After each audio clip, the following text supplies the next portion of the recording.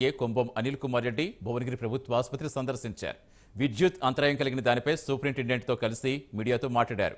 BRS ప్రభుత్వంలో గత ఏడాది 62 సార్లు కరెంటు పోయిందని, ఈ ఏడాదిలో ఒక్కసారి కరెంటు పోతే రాద్ధాంతం చేస్తున్నారని ప్రశ్నించారు. సమస్యను పరిష్కరించాల్సిందిగా అధికారులను ఆదేశించారు. నల్గొండ జిల్లా దామరచర్లలో యాదాద్రి పవర్ ప్లాంట్ పేరుతో బీఆర్ఎస్ విద్యుత్ ఉత్పత్తి కాకుండా చేసిందన్నారు.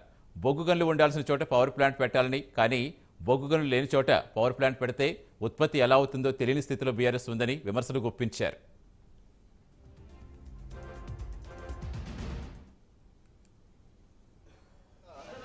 ఆడబోయింది ఏరియా హాస్పిటల్లో, ఇక్కడ భువనగిరి ఏరియా హాస్పిటల్లో నిన్న పోయింది కరెంట్ అని చెప్పి దీని మీద అవాకులు చవాకులు పేలుతూ మాట్లాడుతూ ఈరోజు అంటే కాంగ్రెస్ వచ్చినాక గిట్ల పరిస్థితి ఉన్నదని వాళ్ళు చెప్పే కార్యక్రమం చేసాం. ఈరోజు మీకు ఇక్కడ తేట తెల్లని చేయదలుచుకున్నాం. ఇది గత సంవత్సరం నుంచి ఎన్నిసార్లు కరెంటు పోయిందంటే 62 సార్లు కరెంటు పోయింది. 62 సార్ల ఇదే బీఆర్ఎస్ ప్రభుత్వంలో, అంతకుముందు ఉన్న ప్రభుత్వంలో 62 సార్ల కరెంటు పోయింది. అంటే కరెంటు పోవడం ఇదేం కొత్త కాదు.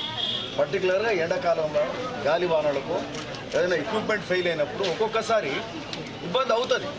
దీని మీద ఏదో కాంగ్రెస్ వచ్చింది కరెంటు పోయిందంటే ఒకటి దొంగ మాటలు, అబద్ధం మాటలు చెప్తారు. రాష్ట్రాన్ని ముంచినరు.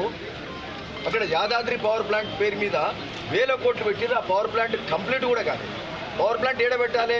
కోల్ మైన్స్ ఉన్న దగ్గర పెట్టాలి. కోల్ ట్రాన్స్పోర్ట్ చేసి అక్కడెక్కడ పవర్ ప్లాంట్ పెడతారు.